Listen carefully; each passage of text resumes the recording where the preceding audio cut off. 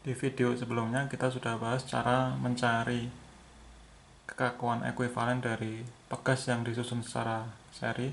Sekarang kita akan bahas bagaimana cara mencari K ekuivalen ini ketika pegas itu disusun secara paralel.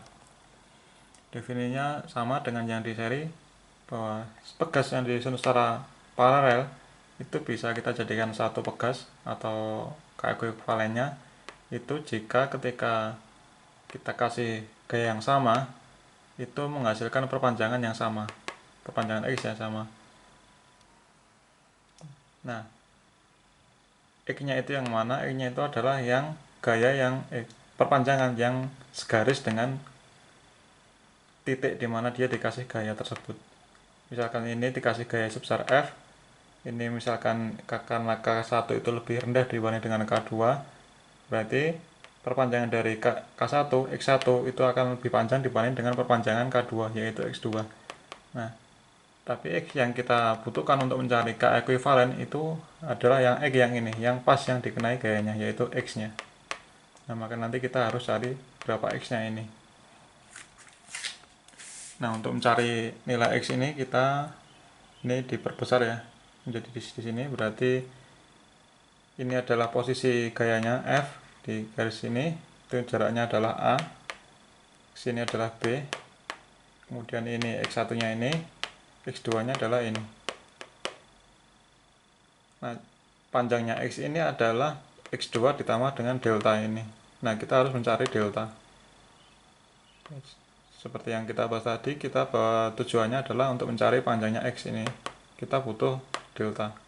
Karena X itu adalah sama dengan X2 ditambah dengan delta. Nah, berarti karena panjangnya X2 ini kita sudah tahu, berarti tinggal mencari delta. Delta kita ambil segitiga yang bawah ini. Jadi seperti ini. Dimana ini adalah A-nya, ini adalah B-nya, ini adalah deltanya. Nah, maka yang panjangnya ini itu adalah X1 dikurangi X2. X1 dikurangi X2. Nah, cara mencari deltanya kita bisa menggunakan aturan tangen, yaitu tangen itu kan depan dibagi dengan samping. Kan sudutnya sama antara ini segitiga yang ini sama segitiga yang besar. Berarti X1 kurangi X2 dibagi dengan A plus B itu sama dengan delta dibagi dengan B. Kita nyarinya tangen tetanya. Tangen teta yaitu X2 dikurangi X1 dibagi dengan A plus B sama dengan delta dibagi dengan B. Sehingga deltanya itu adalah X1 dikurangi X2 dibagi dengan A plus B, tinggal pindah ke sini kalikan B. Nah, kita sudah ketemu deltanya, berarti kita bisa menghitung X-nya, yaitu X2 plus delta.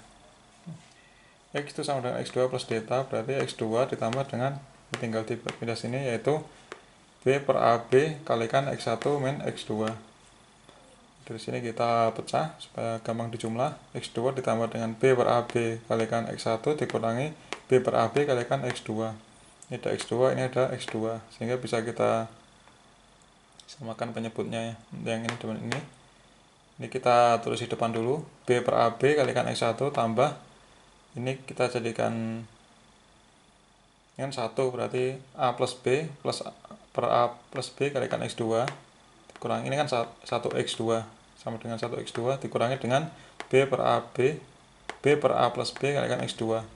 Nah, A plus B dikurangi B berarti B nya hilang menjadi A per A plus B kalikan X2, sehingga panjang X nya yang ini yang kita bisa gantikan X yang nanti ekuivalen itu adalah B per AB kalikan X1 plus A plus B kalikan B per A plus B kalikan X1 ditambah dengan A per A plus B kalikan X2.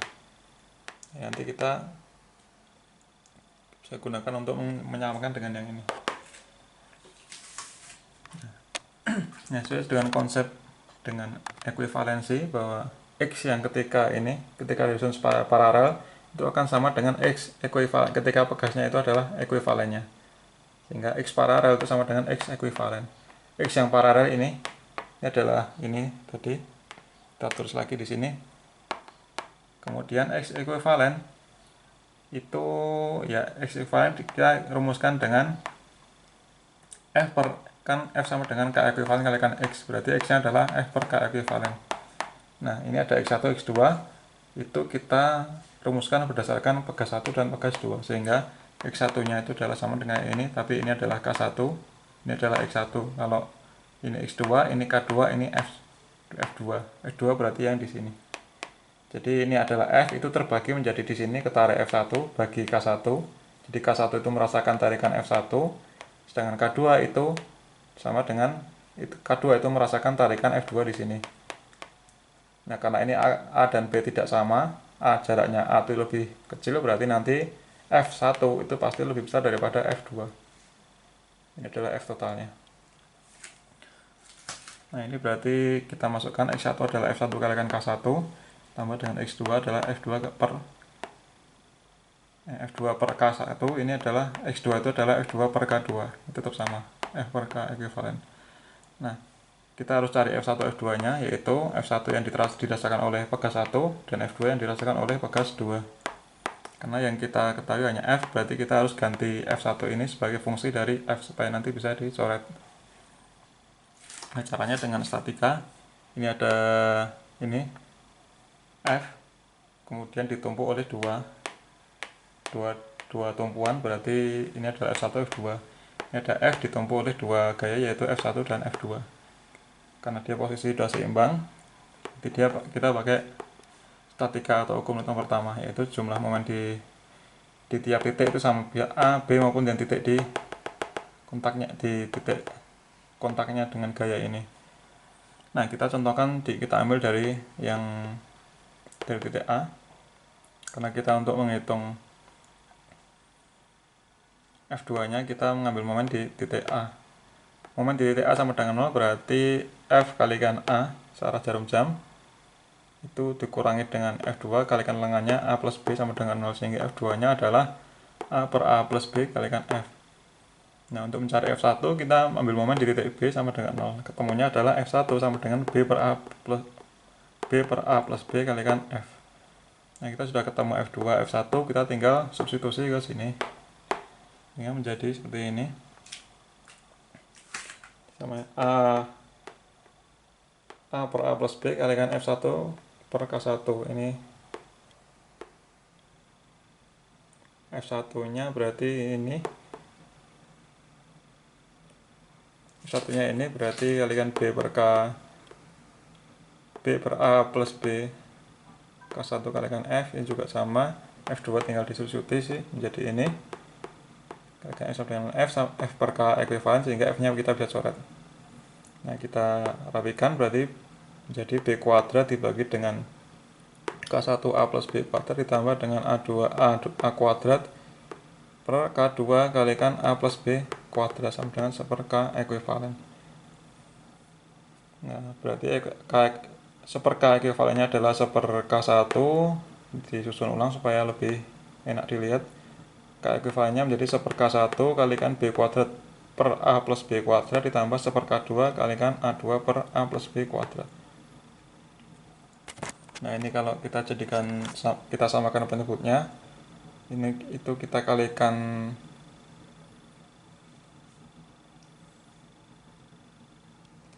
kita jadikan ini K1 K2A plus B kuadrat, berarti yang ini kita kalikan 2, yang ini kita kalikan K1.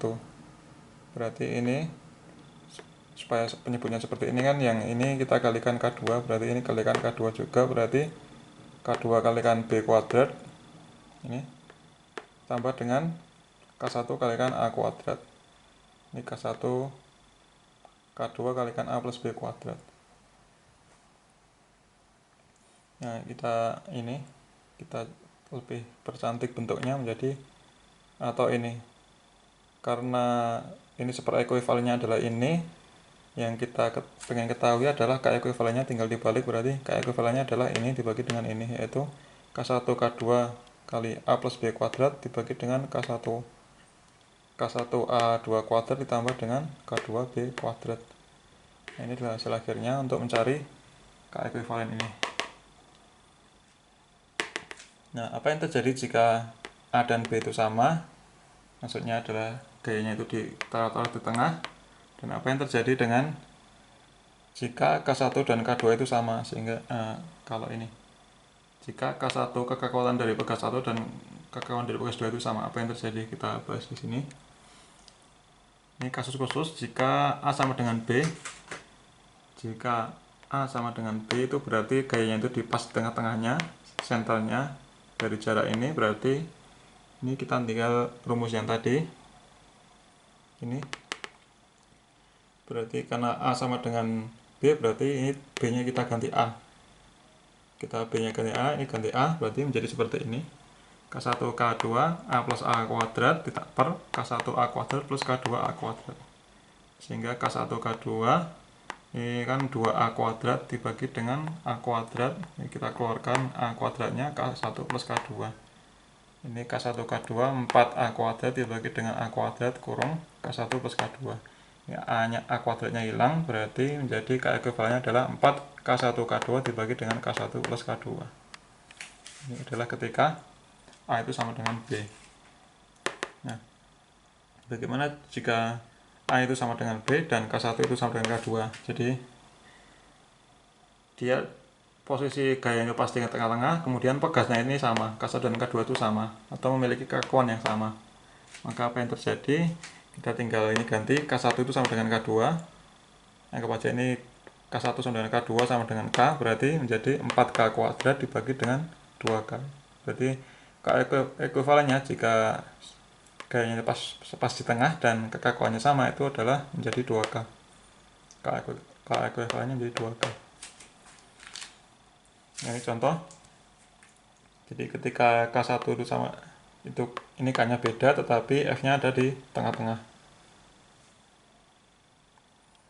Maka